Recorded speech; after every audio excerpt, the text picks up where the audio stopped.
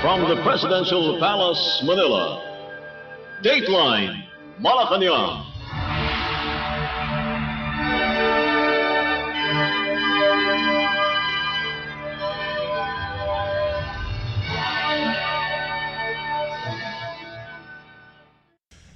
Good day. This is Dateline Malacanang in Review.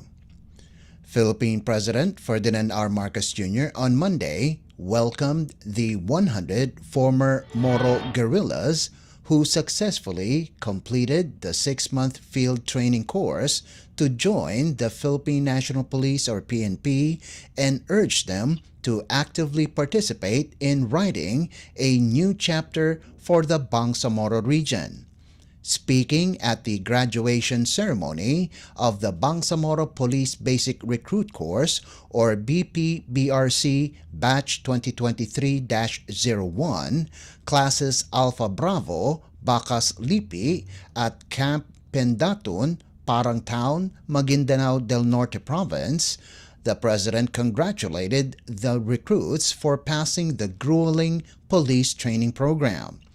The recruits are former members of the Moro Islamic Liberation Front or MILF and the Moro National Liberation Front or MNLF, consisting of 92 men and 8 women.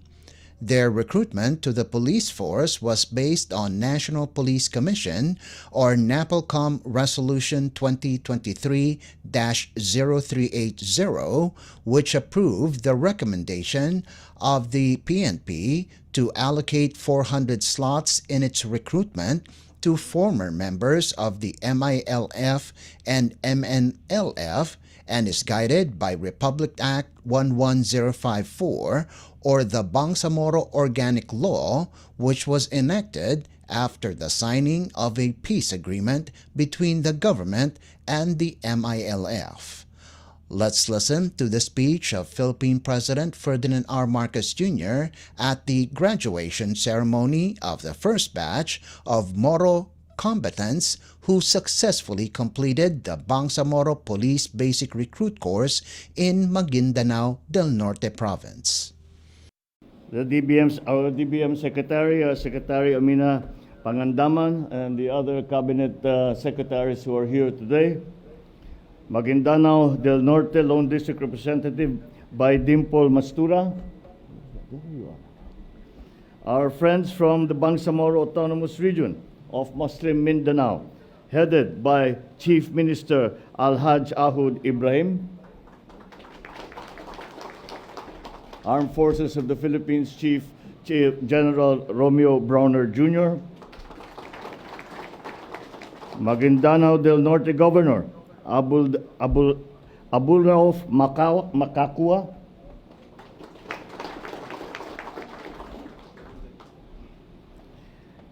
Parang Municipality Mayor Kahar Ibay. National Police Training Institute Director, Police Major General Richie Medardo Posadas. Police Regional Office Bar Director, Police Brigadier General Prexy Tangawon. The most important group here present today, the graduating class of Batch 2023-01, Classes Alpha, Bravo, Bacas Lipi, and their proud parents and family members. My fellow workers in government, distinguished guests, ladies and gentlemen, magandang umaga po sa inyong lahat.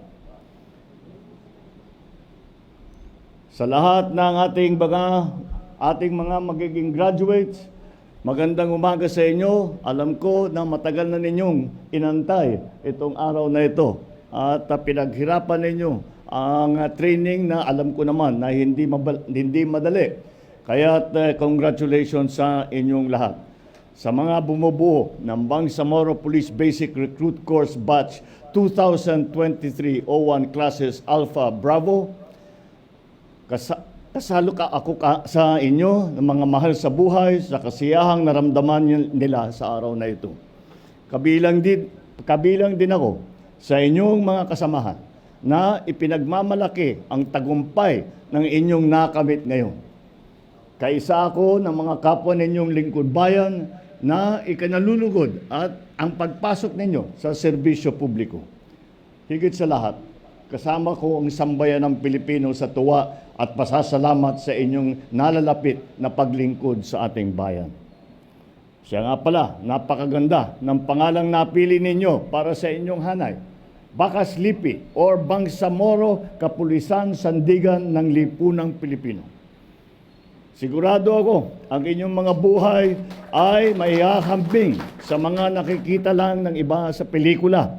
Mga istoryang masasabing kapanapanabik, mga maaksyon, minsay nakakakaba at laging siksik ng aral. Ngunit sa huli, kahit anong paglarawan ang maisip ng tao, walang sino man ang makakapantay sa kwento ng inyong muling pagbangon.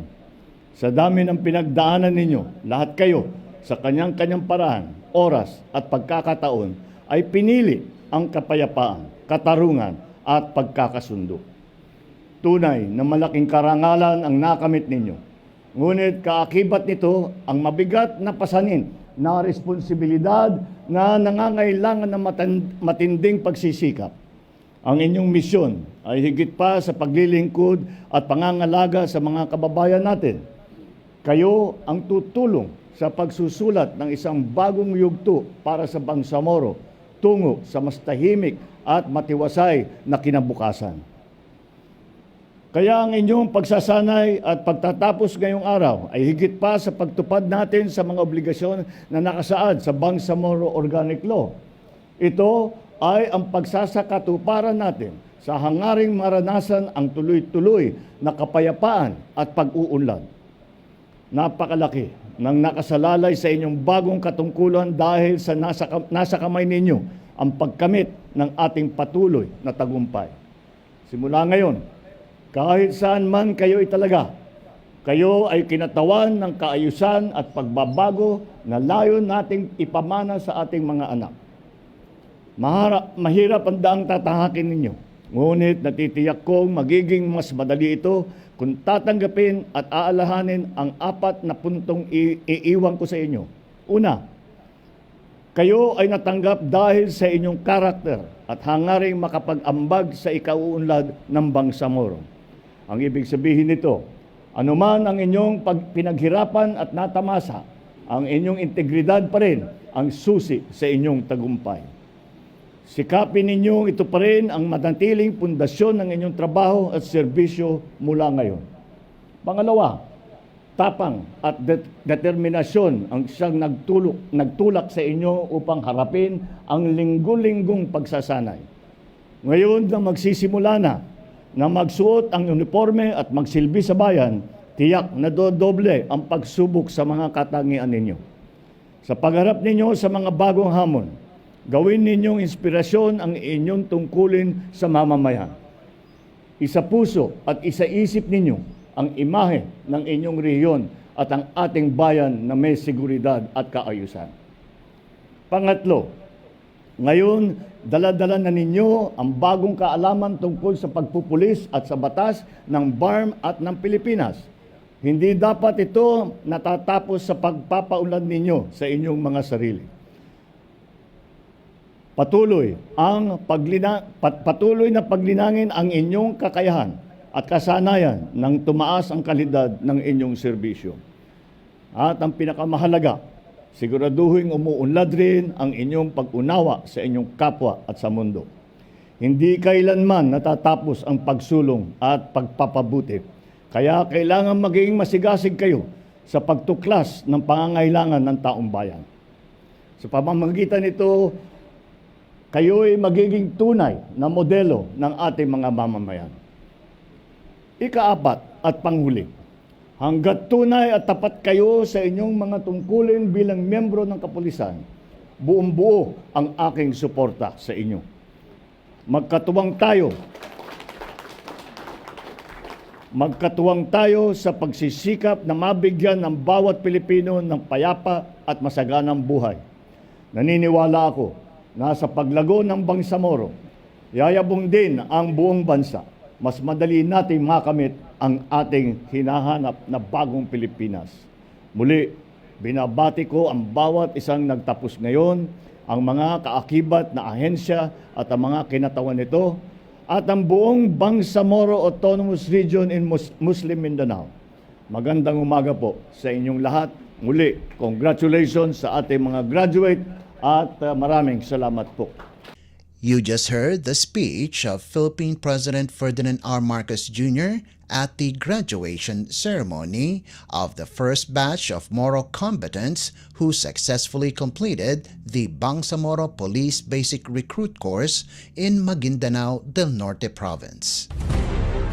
Dateline Malacanang. Philippine President Ferdinand R. Marcos Jr. on Monday vowed to exercise strong political will to continue ensuring peace and prosperity in the Bangsamoro, even as he guaranteed the peaceful and orderly May 2025 elections in the region.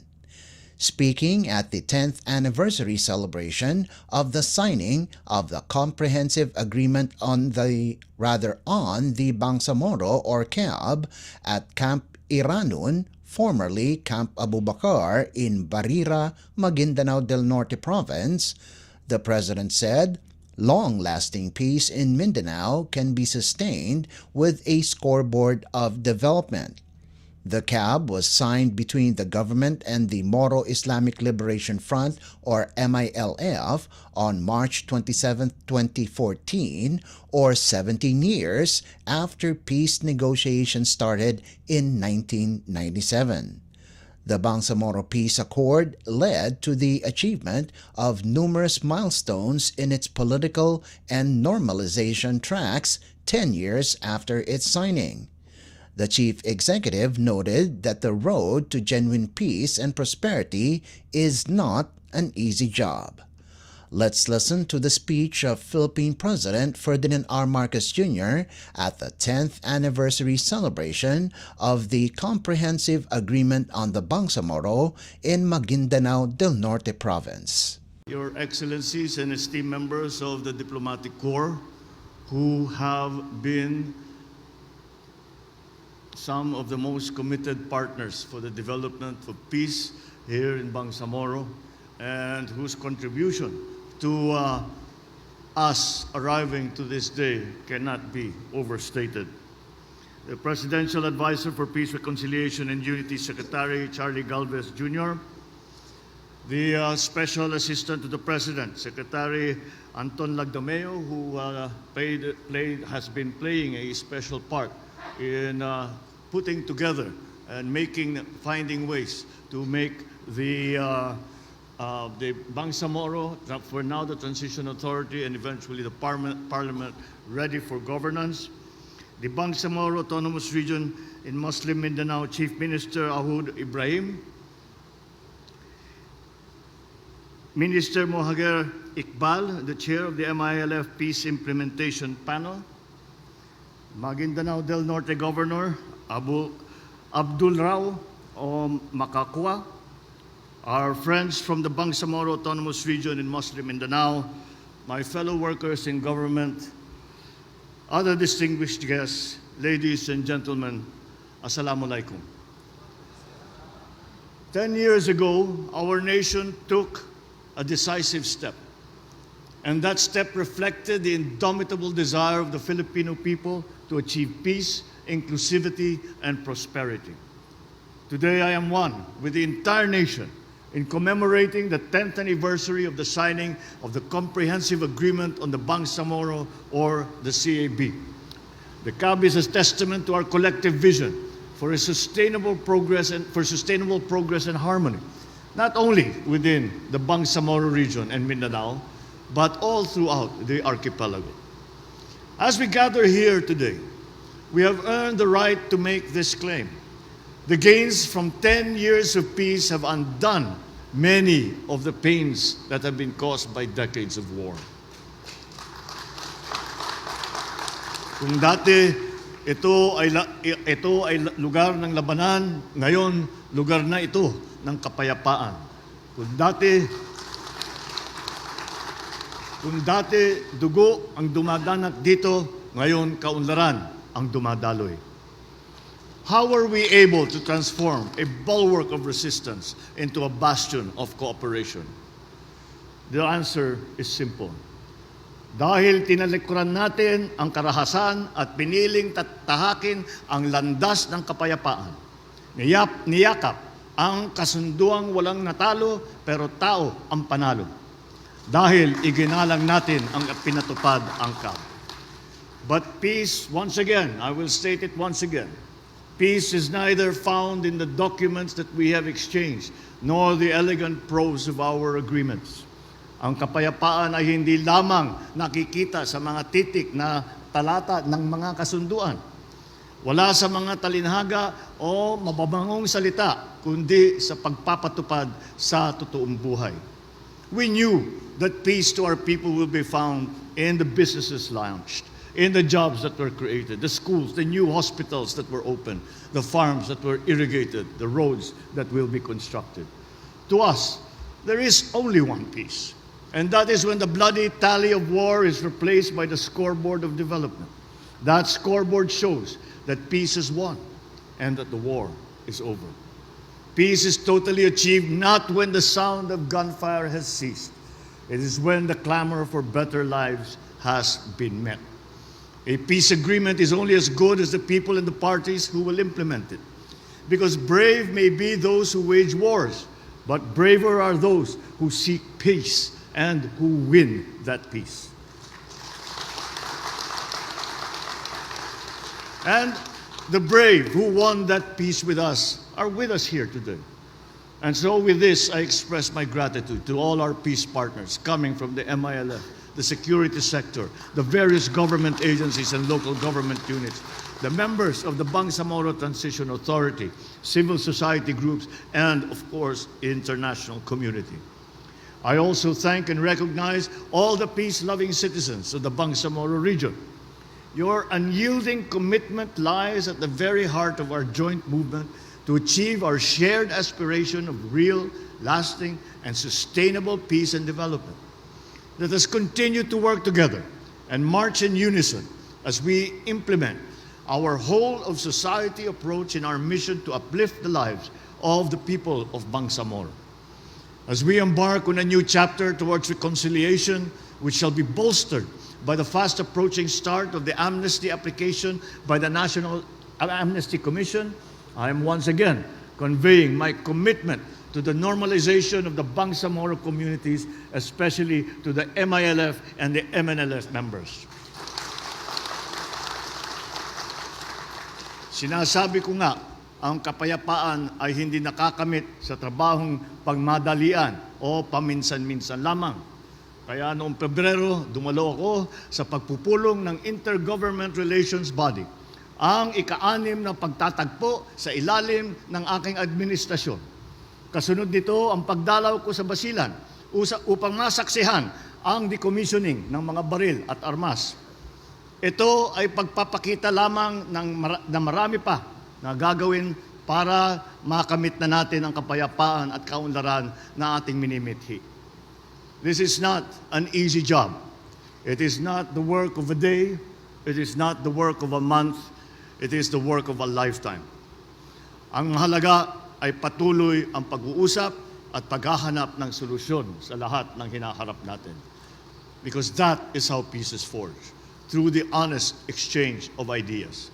That is also how peace is made durable, by allowing all parties to speak with candor and openness. Above all, peace is achieved by working relentlessly. The crusade for peace and the cause of development should not hinge on whims nor depend on where the political winds blow. It requires a strong political will. And as President, I will exercise that strong political will for the success of the Bangsamoro region. Kailangan buo ang loob natin dito kasi marami pang trabaho nakaantay sa atin. And I also take this opportunity to remind you to exercise your right to suffrage as you chart your political future in the forthcoming first BARM elections in May 2025. This is the fulfillment of your democratic right to realize and achieve meaningful autonomy as is enshrined in the CAB. I urge you, safeguard those rights, empower yourselves, take part in our shared task of nation building. Hindi lamang ako umaasa na malinis at mapayapa ang halalang ito, pero higit sa lahat, ang bawat kandidato ay tangan ang prinsipyo ng Bangsamoro muna, ang Bangsamoro muna bago sarili. At titindig sa adhikain na better Bangsamoro. As your president, I reassure that you will have an honest, orderly, and credible conduct of the electoral process. Let this also serve as a warning to those who may plan to threaten and derail this upcoming election. Huwag nyo nang isipin yan dahil ang kakalabanin na ninyo ay ang pamahalaan. Instead, channel your energy to help build productive and thriving communities where citizens are offered wide livelihood opportunities and healthy living spaces. So as we forge ahead, let us dedicate our work to those who did not see the dawn of peace break. We each lost generations of good men and women, caused unnecessary grief to their families. We held back decades of shared growth when needlessly lost innocent lives in the crossfire. We do not consider our mission to have ended. The peace may have been won, but now we must work together to secure that peace. As we defend the gains that we have achieved, we will be vigilant against the enemies of peace. We will bear the full force of the state against terrorist elements. To those who preach the discarded and debunked ideology of dismemberment, the people will reject your selfish agenda. Sa ikasampung anibersaryo sa paglagda ng CAB, ipinangako natin na hindi na tayo papayag na dadanas muli ng kaharasan ang ating mga anak. This is at the core of our policies towards transformative action that brings genuine change to the grassroots, and this is the soul of the CAB. Once again, our sincerest gratitude to all our partners in peace.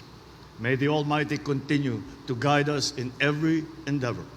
Maraming salamat po sa inyong lahat. Mabuhay ang BARM! Mabuhay ang bagong Pilipinas! You just heard the speech of Philippine President Ferdinand R. Marcos Jr. at the 10th anniversary celebration of the Comprehensive Agreement on the Bangsamoro in Maguindanao del Norte Province. Dateline Malacanang. Philippine President Ferdinand R. Marcos Jr. on Monday assured Mindanaoans that no area will be left behind in the administration's Build Better, More infrastructure program, noting that key infrastructure projects will also reach the rural areas. This as the President inaugurated the over 5 billion peso Malitubog-Maridagao Irrigation Project 2 or MMIP2 in Piquit, Cotabato Province. In his speech during the inauguration, the Chief Executive said more agricultural projects are coming to the region.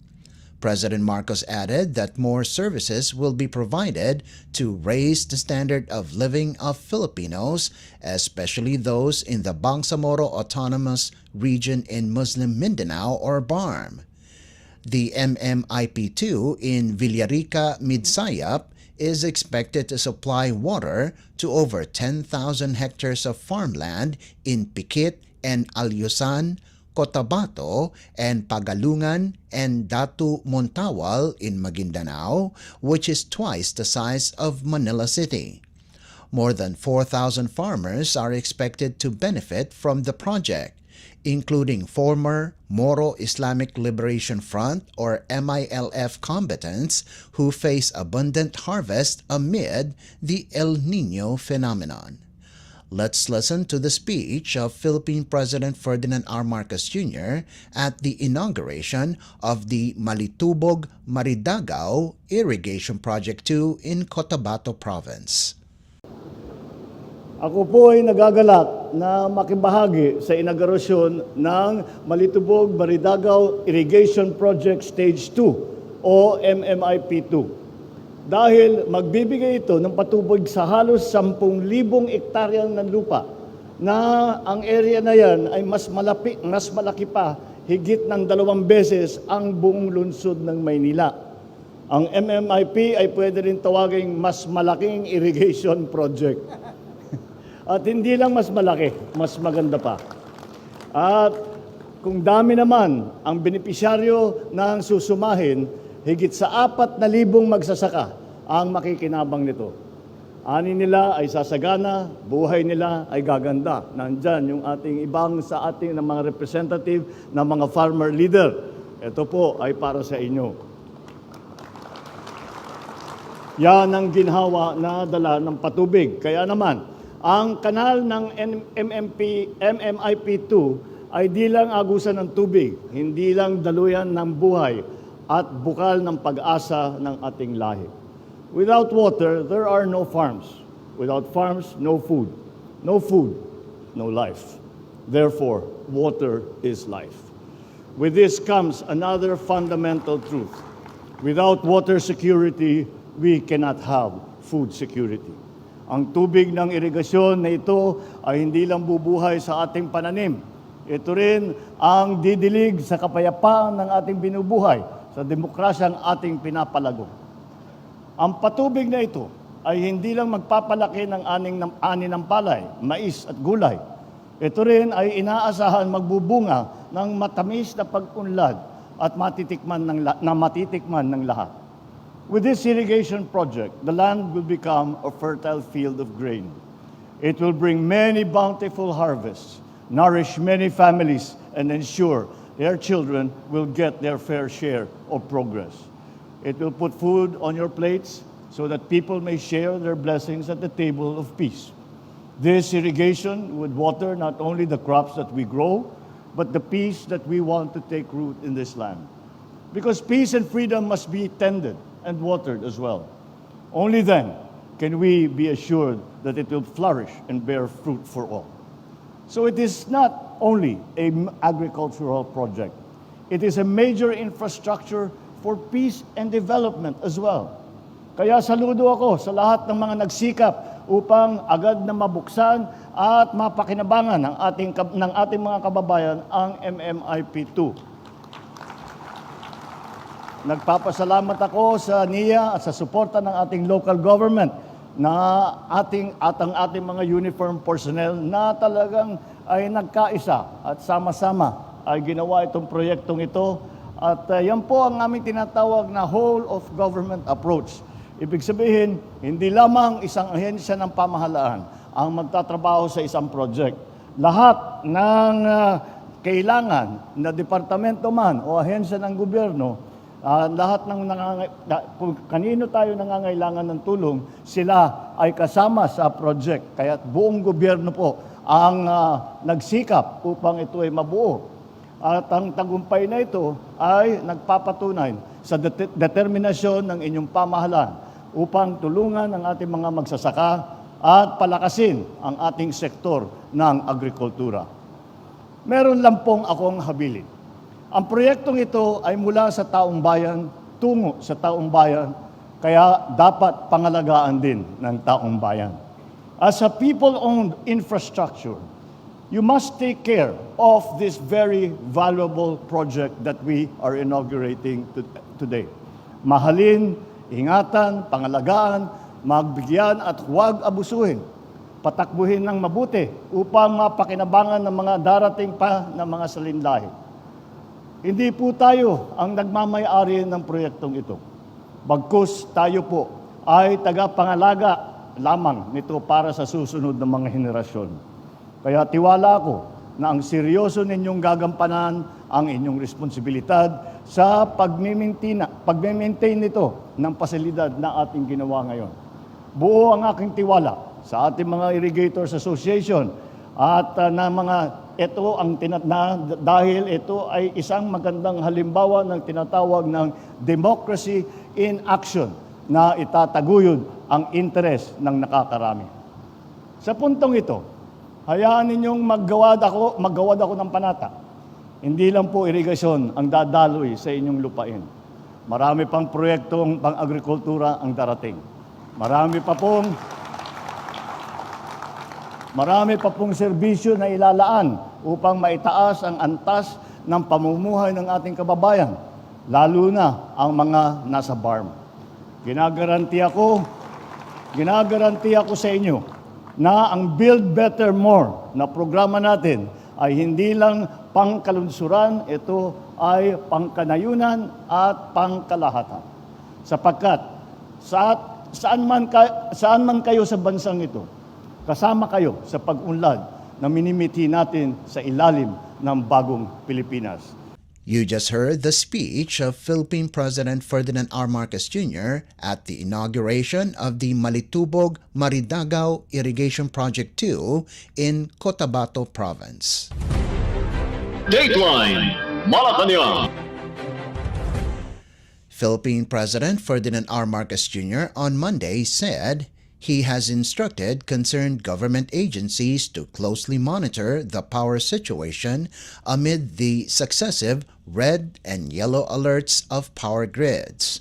The president said the power supply problems in the country is not artificial, noting that power systems are overloaded due to high electricity demand amid the extreme heat being experienced nationwide. In a media interview in Piquet, Cotabato Province, the chief executive said the National Grid Corporation of the Philippines, or NGCP, has been instructed to establish more transmission lines as well as submarine cables. Definitely it's not an artificial crisis dahil talagang the power systems are overloaded. Ang naging consumption natin biglang tumaas talaga because of dahil napakainit. Kaya't nakabantay kami ng husto. Kaya't naman nagkakaroon ng problema sa mga iba't ibang sistema, kaya namin tinututukan. At yung pagtaas meron kaming mga plano, mga strategy para hindi na magtaas ang presyo ng kuryente, at least for now in this crisis time, dahil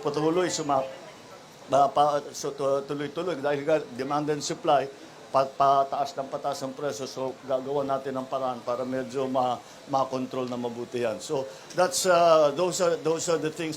Well, sa NGCP patuloy yung ating sinasabi sa kanila na magtayo na sila ng kanilang mga transmission lines na matagal nang inaantay, pati yung mga submarine cable ginagawa na natin para naman kapag may kuryente sa ibang lugar na excess capacity ay pwedeng dalhin sa ibang lugar na kulang naman. Kaya ito ang aming matagal na dapat na ginawa ito, pero nakaligtaan yata ng mga iba. Kaya ngayon lang tayo naghahabol. But we are continuing to monitor the power supply. We are continuing to monitor the price, and we are continuing to encourage and to endorse all of the programs of NGCP so that they will increase the coverage of their transmission lines all over the country. Philippine President Ferdinand R. Marcos Jr. Dateline Malacanang. In other news, Philippine President Ferdinand R. Marcos Jr. on Monday assured the public that the government has an integrated approach in addressing and easing the impact of the La Niña phenomenon as the country is poised to face more storms this year. In a media interview in Piquet, Cotabato Province, the president said the new approach in flood control system today has integrated irrigation and even fresh water supply. The chief executive said the approach to flood control, irrigation, everything has changed and that the administration is experimenting right now. Ay, wala tayong ibang magagawa kung hindi talaga ito ang naging sistema ngayon. Dati ginagawa natin pang-irrigation. Sasabihin ng pang-irrigation yan. Ito para sa tubig, para sa tubig, ito para sa hydro. Ngayon nagbago na ang approach. Ang approach ngayon, lahat ng ginagawa na ito, kung merong isang kasama diyan ang irrigation, kasama dyan ang freshwater supply, kasama dyan ang flood control, at kasama na dyan yung patubig nga para sa mga magsasaka. Power din, kung kaya, maglalagay tayo kahit mga mini hydro lang, o kundi papatungan natin ng solar. Kaya marami tayong maaaring gawin kasi may maraming magandang teknolohiya na bagay dito sa problema natin. At yun ang pinag-aaralan namin. At ngayon, meron na kaming mga na-implement tungkol dyan. So, pag naglagay ng dam ngayon, hindi lang dam na para sa tubig, na para sa households yan. Patubig yan para sa households, patubig para sa magsasaka, flood control na rin yan. At kung kaya, gagawin natin ng solar, papatungan natin ng solar, o pwede hydroelectric power natin. At dagdag pa doon yung solar, linalagyan pa namin ng isda. Para meron na naman yung Amang Irrigators Association, sila may-ari, sila kukuha na. Para meron silang additional income. So, nagbago na talaga ang approach sa flood control, sa irrigation at lahat. Kaya yun ang sinusundan namin ngayon. Philippine President Ferdinand R. Marcos Jr. Dateline Malacanang. Philippine President Ferdinand R. Marcos Jr. on Monday distributed the cash checks worth 100,000 pesos in financial assistance to 7 soldiers in Maguindanao del Norte province who were wounded while in the line of duty. The recipients of the cash assistance were wounded during the recent operations against the Bangsamoro Islamic Freedom Fighters or BIFF in Datu, Saudi Ampatuan, Maguindanao del Sur on April 22nd. Recipients of the cash checks were Second Lieutenant Nigel Bastian, Sergeant Oliver Lanestosa, Private First Class Gerald Alawin, Private First Class Michael Composo, Private J.R. Alocada, Private First Class Jericho Watil, and Staff Sergeant Rold Romualdo.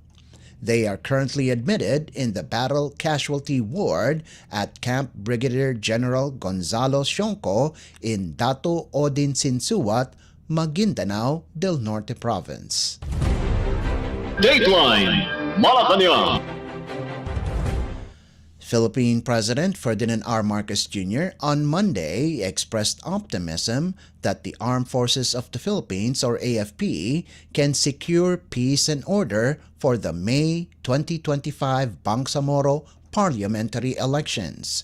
In his visit to the 6th Infantry Division in Datu Odin Sinsuat, Maguindanao del Norte Province, the President said the military's role will be crucial in ensuring peaceful and orderly elections in the Bangsamoro Autonomous Region in Muslim Mindanao or BARM.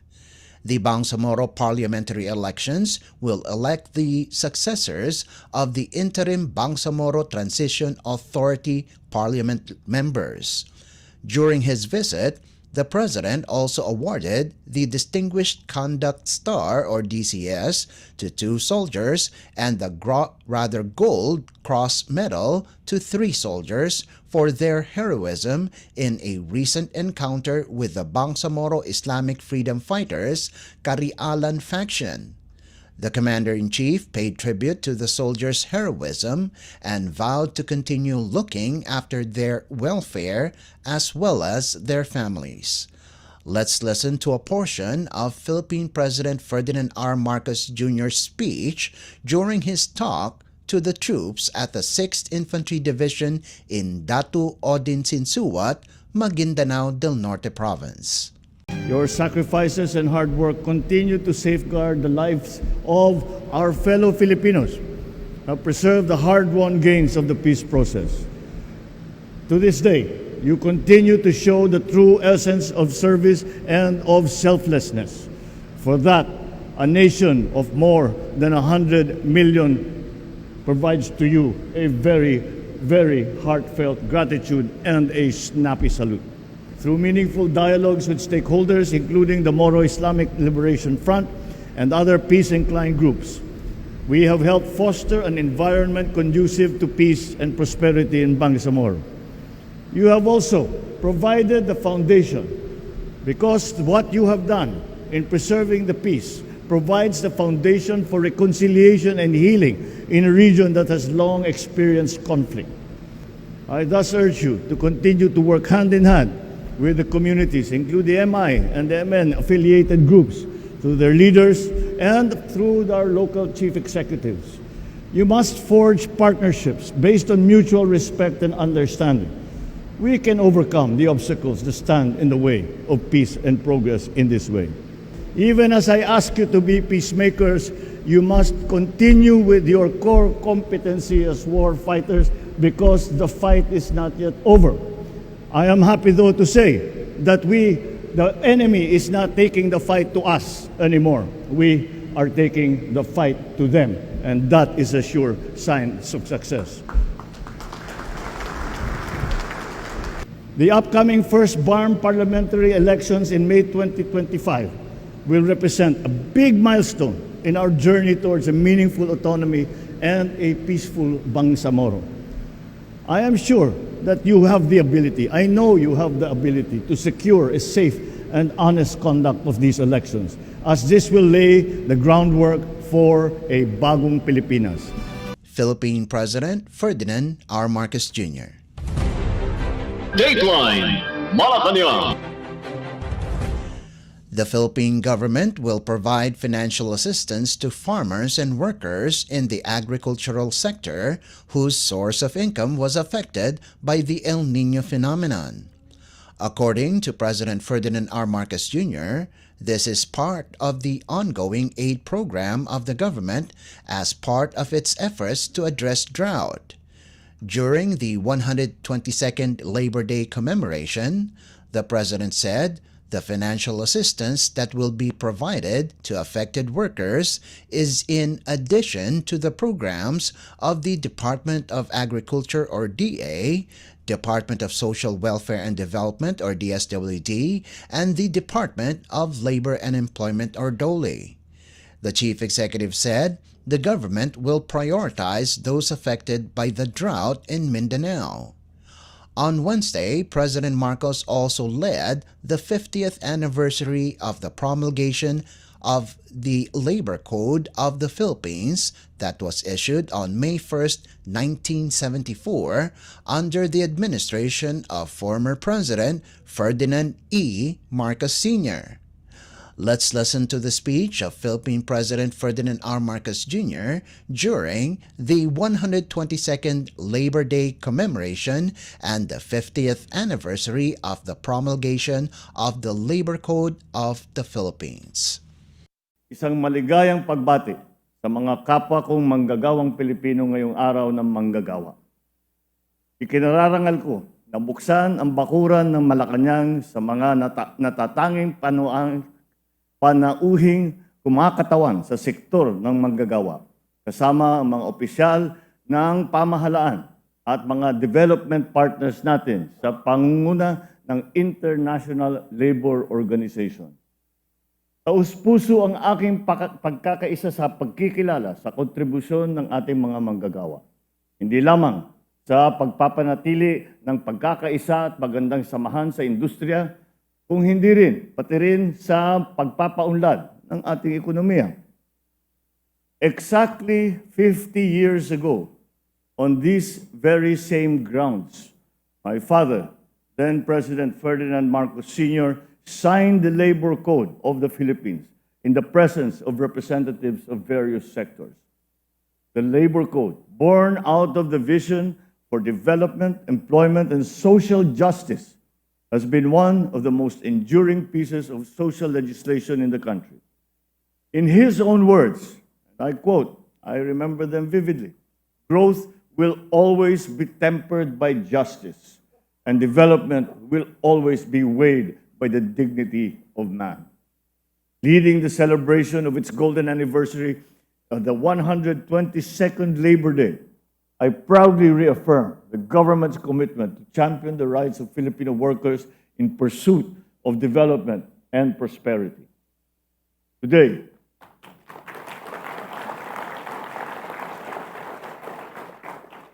we stand in awe of the remarkable contributions of Filipino workers here in the country and also abroad. I offer them our gratitude and recognition as beacons of hope, as important pillars of our country's foundation. It has been their dedication and tireless pursuit of a better life for their loved ones which fuel the engine of progress in our nation. Gamit ang Philippine Development Plan bilang gabay, nagsusumikap ang pamahalaan upang mapabuti ang kalagayan ng mga manggagawa. Mapatatag ang ekonomiya, lumikha ang mga karagdagang trabaho at masugpo ang kahirapan sa bansa. My fellow workers, we aim not just for job growth, but for quality and green jobs that are aligned with our vision for a sustainable human capital-centered economy. The Labor and Employment Plan for 2023 to 2028, which I approved last August, supports these goals through strategies that achieve decent work for all and inclusive social protection. Last September, I also signed the Trabajo para sa Bayan Act to bolster our jobs creation efforts, which help address various challenges like job skills mismatch, underemployment, and youth employment. In addition, we shall also continue to invest in upskilling and reskilling our workers in partnership with the private sector. I have directed DOLE to prioritize addressing underemployment by promoting training in skills that the local and international labor markets need and ensure that there is placement for those who are going to be trained.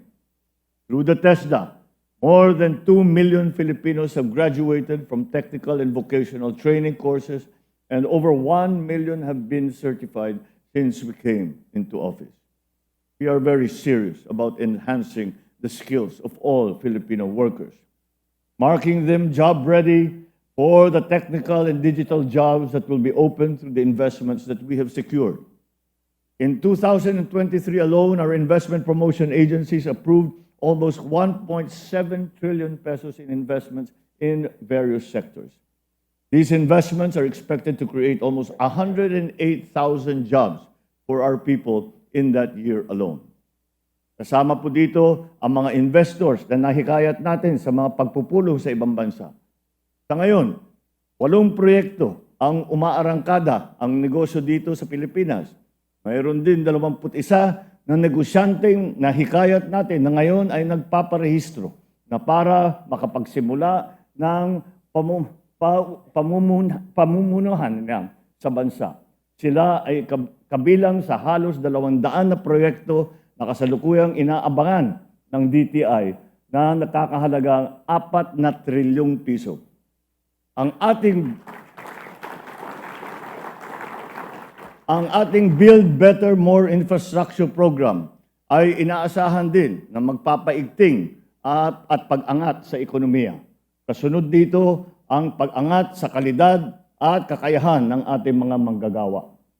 In this administration, we continue to prioritize the protection of our workers, guided by international labor standards as found in the International Labor Organization Convention. This is why in February of 2024, the Philippines deposited the Instrument of Ratification of the Violence and Harassment Convention number 190 with the ILO. And the Philippines became the 38th country in the world and the first in ASEAN to ratify Convention number 190. This affirms the fundamental right of individuals to a workplace that is free from violence and harassment. Dagdag pa rito, noong nakaraang taon ating linagdaan ang Executive Order Number 23 upang pagtibayin ang karapatan ng mga manggagawa na mag-organisa. Nitong nakaraang Biyernes ay naaprubahan na ang joint guidelines upang maitupad ito na maayos. Sa ating mga overseas Filipino workers, alam ko po na daman-daman ninyo ang pagkalingan ng Department of Migrant Workers sa ilalim na mapayapang Secretary Tuts Ople at ng bagong kalihim na si Hans Kakdak. Without a doubt, OFWs have had a significant role in our nation's prosperity. It exemplifies the best of what the Philippines can offer the world. We continue to assure our OFWs that within our bagong Pilipinas, this administration will never cease to provide protection, growth, and development for themselves and for their families. So on this Labor Day, I task the DMW with these simple but crucial objectives. First, strengthen protection of OFWs by making sure that government will be there during their hour of need. Towards this end, let us continue to mobilize the 2.8 billion peso Action Fund and provide protection for distressed OFWs to attain justice and be safe from harm during global crises and emergencies. Let us also likewise provide forms of assistance to OFWs requiring welfare, repatriation, and reintegration services. Second, let us strengthen our efforts on labor diplomacy at the bilateral and multilateral levels and realize our shared responsibility with host countries to ensure safe and ethical recruitment processes and just and humane conditions for our OFW. Third, let us empower our OFWs as our partners in nation building. Hence, I have directed the DMW, the DOLE, and all other government agencies to strengthen program coordination and development for the reintegration of returning OFWs. Para naman sa mga contract of service at job order personnel ng pamahalaan, marahil narinig na ninyo pero uulitin ko po, tayo ay nagdesisyon na ipagpatuloy ang inyong serbisyo hanggang sa 2025. Pag-aaralan natin mabuti ang angkop na struktura sa pamahalaan. Gagawa tayo ng mga mainam na programa upang matulungan kayong makamtan ang civil service eligibility at maging permanenteng kawani ng pamahalaan. Patuloy din na kumikilos ang gobyerno upang maibsan ang epekto ng dulot ng pagtaas ng presyo ng mga bilihin at ang ating nararanasan ngayon na El Nino. Hindi po tayo nagkukulang sa pagbabantay ng presyo ng bilihin at sinisiguro natin na may sapat na supply upang maiwasan ang pagtaas ng presyo ng ating mga produkto. Dahil sa matinding init, tumataas ang konsumo ng kuryente na nakakadagdag sa pag-akyat ng presyo. Kahapon lamang ay kumilos na ang Energy Regulatory Commission o ERC upang pansamantalang isuspindi ang operasyon ng tinatawag na Wholesale Electricity Spot Market o WESM kapag may diniklarang red alert ang system operator o NGCP. Ito ay naglalayon na pigilan ang pagtaas ng presyo ng kuryente sa gitna ng kalamidad na dulot ng El Nino. Sa mga susunod na araw, ay magpapaabot tayo ng tulong pinansyal sa mga lubhang naapektuhan ng El Nino sa buong bansa. Yaong mga nasiraan, mga pananim at kabuhayan dahil sa tagtuyot. Ito ay dagdag lamang sa mga programang pinapatupad ng Department of Agriculture, ang DOLE, ang DSWD. Uunahin po natin ang mga kapatid natin sa Mindanao na naapektuhan ng tagtuyot. Ngayong taon ay pinalawig natin ang benepisyo sa ilalim ng PhilHealth. Itinaas ng PhilHealth ng 30% ang mga case rates na kanilang mga benefit packages. Itinaas din ito ang Z-Benefit Package para sa breast cancer mula 100,000 pesos hanggang sa lagpas 1,000,000 piso. Pinalalawig din ng PhilHealth ang konsulta package upang madagdagan ng mga diagnostic test. Nitong 2023, naitala natin ang Pag-ibig Fund, ang pinakamalaking pautang para sa pabahay na nagkakahalaga ng higit 126 na bilyong piso. Bahagi nito ang Affordable Housing Loan Program ng Pag-ibig Fund para sa ating mga manggagawa. So as we know these accomplishments that we have made together, I am equally determined to push forward to accomplish even more for our workers. This year's Labor Day will also mark another milestone towards the realization of the long-envisioned and awaited Workers' Rehabilitation Center. This 50-hectare property of the Employees' Compensation Commission in Tanay will serve as a sanctuary and a place of rehabilitation for our workers and soldiers who suffer from work-related injuries. The building of this facility is a just and fitting honor to those who have sacrificed much for the progress of the nation. Today, we also recognize exemplary workers who have exhibited outstanding performance and have given significant contribution in their fields. In partnership with the Rotary Club of Manila and the People Management Association of the Philippines, the Department of Labor and Employment led the announcement of the winners of the Outstanding Workers of the Republic or the Tower Awards. Congratulations, palakpakan po natin ang ating mga awardees. Allow me to extend my sincerest congratulations to the awardees and their families. Your hard work and contribution to our labor force and nation building inspires us all to double our efforts to realize our collective goals. So as we honor our workers today, activities in key areas have also been lined up to bring assistance to thousands of beneficiaries nationwide. As I speak, the TUPAD cash assistance and livelihood benefits are being distributed to hundreds of thousands of workers, while Kadiwa centers will continue to cater to farmers, workers' associations, and consumers alike to buy and sell basic goods at lower prices.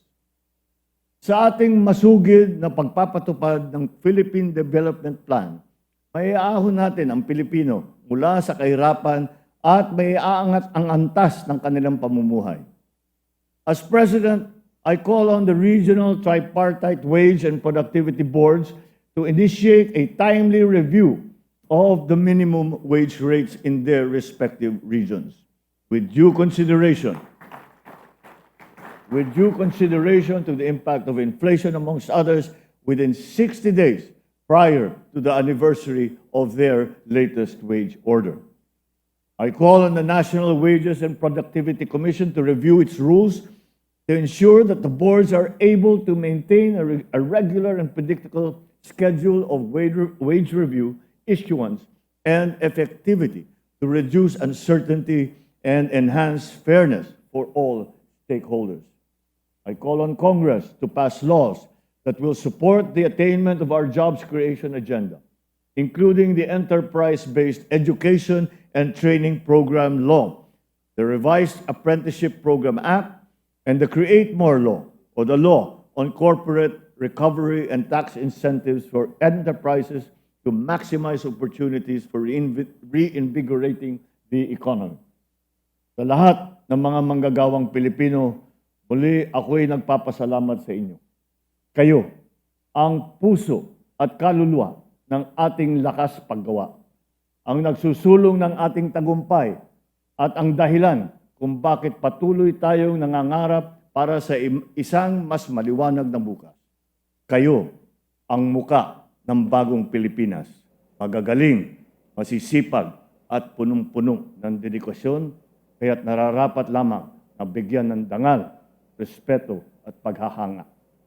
Masa po kayo na ang mga manggagawang Pilipino sa loob o sa labas man ng bansa ay patuloy na aalagaan ng pamahalaan. Ang kanilang mga karapatan at kapakanan ay tiyak at tunay na tinututukan ng kinauukulan. Maraming salamat po sa inyong lahat. Isang makabuluhang paggunita sa araw ng paggawa.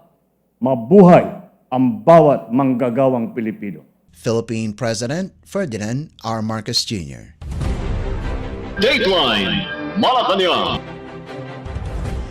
Philippine President Ferdinand R. Marcos Jr. on Wednesday said his political party, the Partido Federal ng Pilipinas or PFP, is starting to consolidate forces in preparation for the 2025 midterm elections.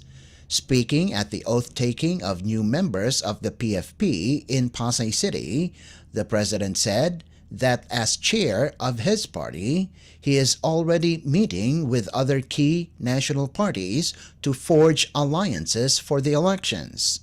The chief executive said he wants PFP to prepare as early as now to allow them to properly plan their steps from the filing of candidacy in October up to the official election season next year.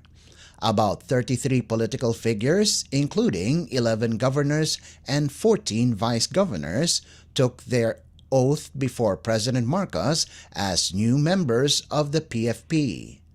Let's listen to the speech of Philippine President Ferdinand R. Marcos Jr. during the oath-taking of new members of the Partido Federal ng Pilipinas.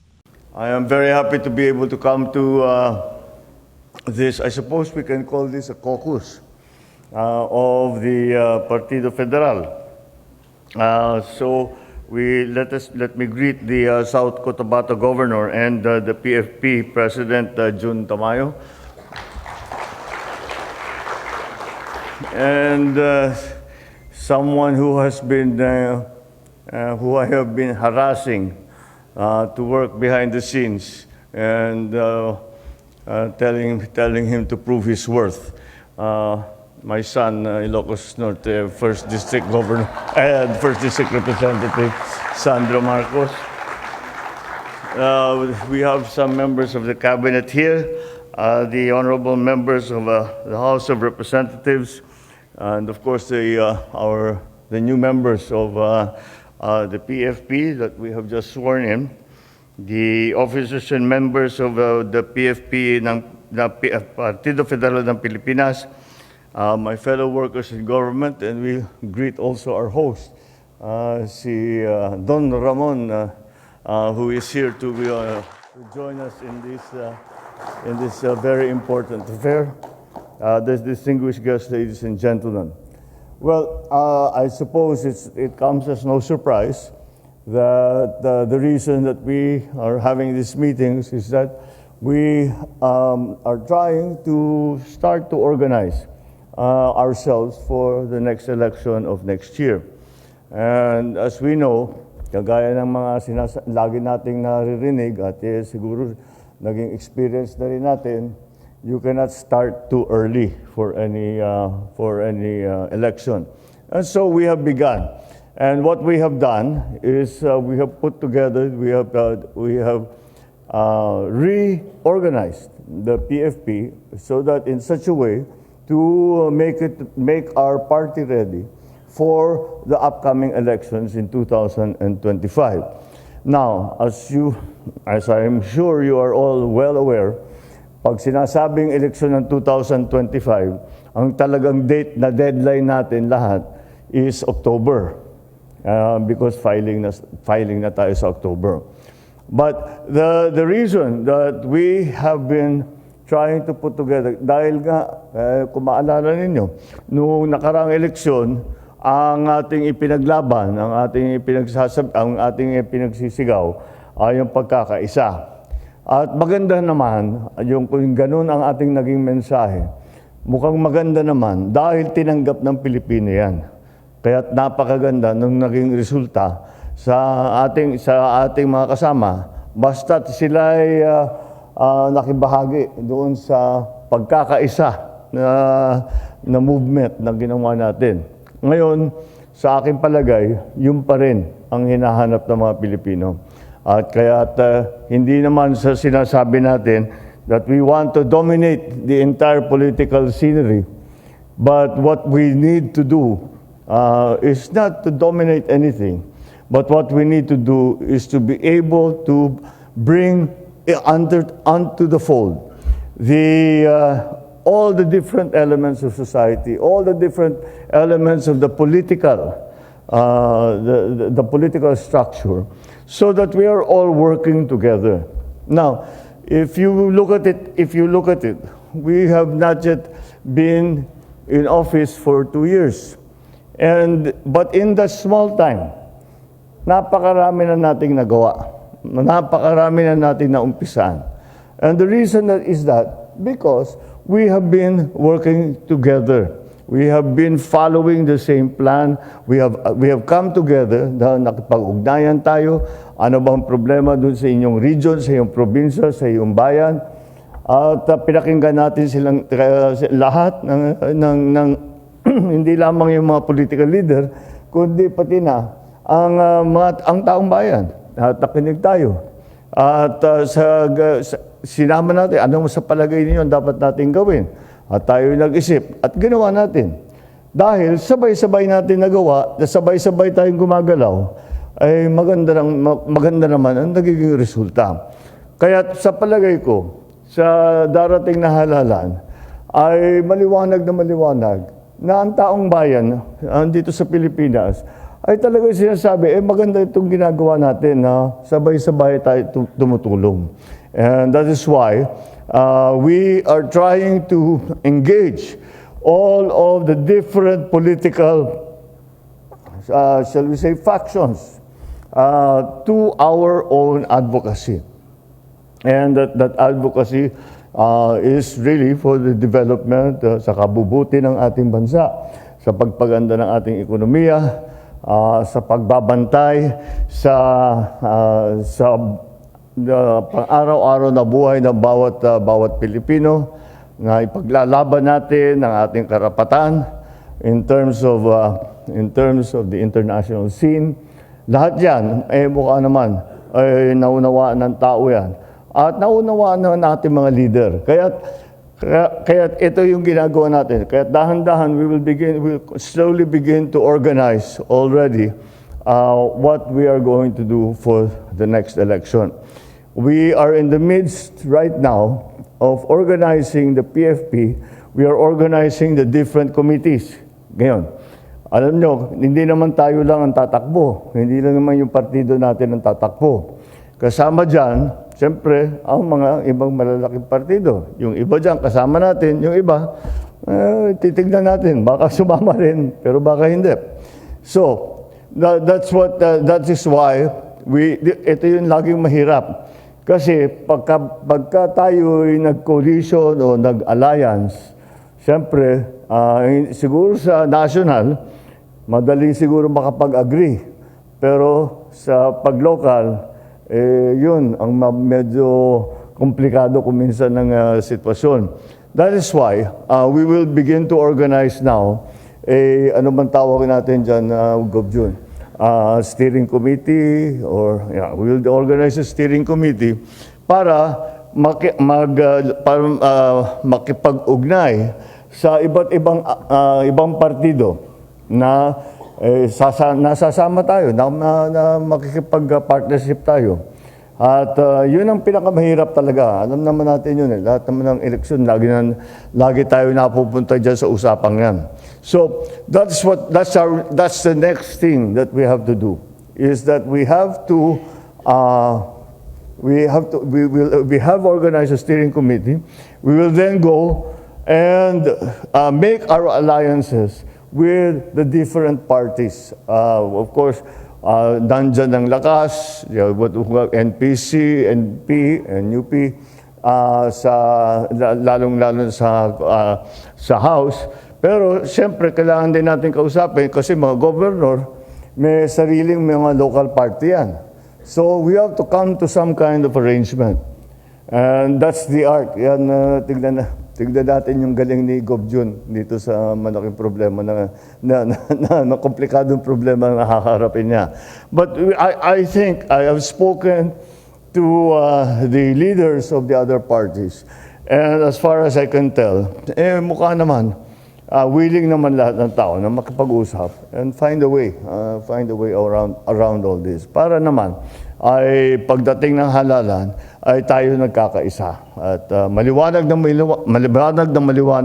sa taong bayan kung sino ba ang talagang ini-endorso natin, sino ba talaga ang ating hinaharap sa kanila upang makapagserbisyo sa kanila. So that's what we are trying to. That's the process that we have begun today. So let us allow us to bring all of these forces together. I am still, of course, in my capacity as the head of the party, been talking to all of the other different parties and say, ano bang plano? What can we do? Are we working together? Are we not? Are you in opposition? Are you not? Are you with the majority?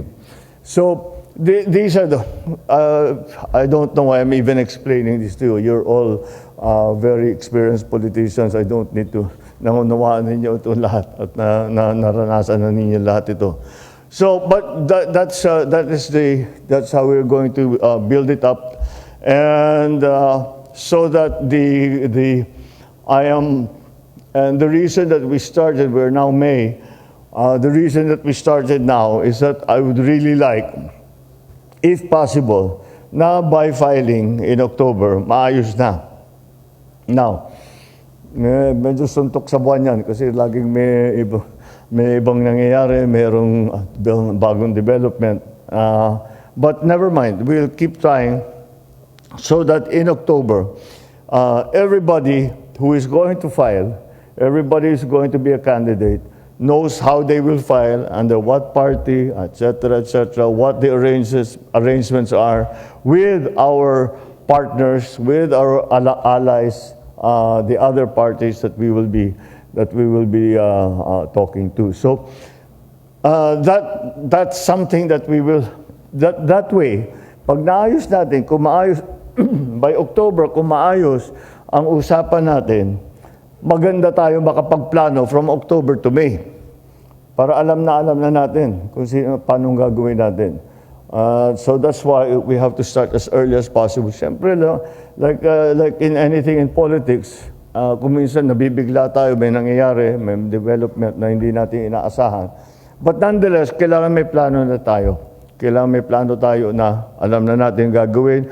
Yung bawat isa na kandidato natin, alam gagawin doon sa kanilang constituency, kung bayan man, kung probinsya man, kung meron tayong national candidate, alam gagawin.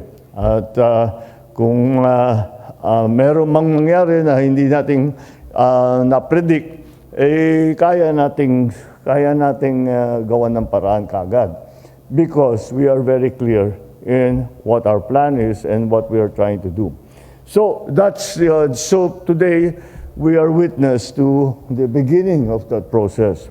The beginning of that process wherein all of us are starting to consolidate our forces, so that our political forces, so that we can prepare ourselves properly for the next election. And what that entails is, number one, that by October, sana naman maliwanag na lahat na kung sinong PFP, kung sino ang ganito, kung sinong partido dyan, kung sinong magkasama, sinong hindi. And then, because importante sa akin yun dahil kapag maayos yung maliwanag kung sino ang line-up natin. And when I'm talking about national, I'm talking about provincial, I'm talking about municipal or city. Kahit maliwanag na malawag sinong line-up natin, sa ganun, makapagplano tayong mabuti, makagawa tayo ng magandang plano para maging successful naman yung ating mga membro. And we will find a way to help each other. We will find a way we will assess sa bawat lugar. Sino ba talagang, eto, malakas ito, walang masyadong, may marami sa inyo, hindi naman kailangan ng tulong dahil masyadong malakas na. At hindi kayo naniniwala sa akin. Yung kagaya yung sinasabi ko, yung sinasabi sa akin dati nung nagka-asyang kami, sinabi nagkukwento kami ni President Widodo, at saka kasama ko si Prime Minister ng Japan, at nag-uusap sila dahil may halalan sa Indonesia. Sabi ng Prime Minister ng Japan, sabi niya, well, you are not running, so you don't have to spend any money. So it's easier for you.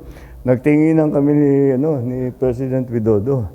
Sabi ko, yung last 2 terms ko sa governor, sa Ilocos Norte, wala akong kalaban. Pero, siyempre, lahat ng kasama ko, kailangan kong tulungan. Lahat ng mayor ko, kailangan kong tulungan.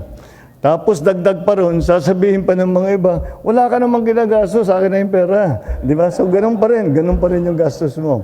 So there's no way around it. We still have to do this. We still have to do the work. We still have to fight hard. There is no easy election. That is something that I've learned. So that is why we have to be very well organized, that we have to be in constant communication with one another, so that we know what's going on. And at the very beginning, trabaho ito ng ating leadership ng ating partido, ay magkaroon tayo ng magandang plano, hindi lamang para sa national, kundi para sa lahat ng LGU, para lahat sa mga distrito ng mga congressman na kasama natin. Mayroon tayong gagawin, but also in coordination with all the other parties that we are going to be in partnership with. So that's what we are doing now. And I know that all of you would want for this to succeed. And again, malakas din ang loob ko naman pagka napunta tayo sa talagang kampanya na uhaw pa rin ang tao para sa pagkakaisa. Talagang sa aking palagay, hanggang ngayon ang tao ayaw na nila yung nag-aaway-away, ayaw na nila ang walang nangyayari dahil puro politika na lang ang pinaglalaban, ganun ang aking naramdaman mula ng Mayo noong 2022. Para sa akin, maliwanag yan. Kaya ibuuhin natin ang ating grupo at laging nasa isip natin na ginagawa natin ito, siyempre, para makapagserbisyo na mabuti sa taong bayan. And that is the best way to do it. So, to the newly sworn-in members to the PFP, welcome, and I hope and we will make sure that you will find a fine political home here in the Partido Federal. And beyond that, let us work together and let us continue to keep in mind that what is the best way for us to serve our people is to come together and to work as one. You just heard the speech of Philippine President Ferdinand R. Marcos Jr. during the oath-taking of new members of the Partido Federal ng Pilipinas. Dateline Malacanang.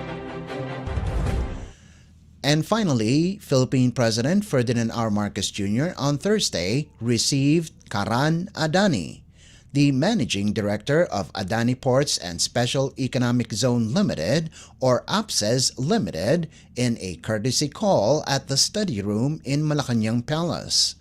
APSEZ is strategically pursuing expansion in the Philippines, focusing on transport, logistics, and renewable energy.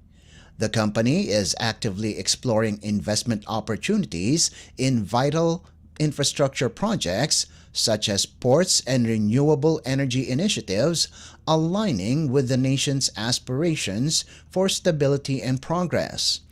During the discussion, Mr. Adani emphasized the private sector's commitment to building lasting partnerships and playing a crucial role in developing strong transportation networks.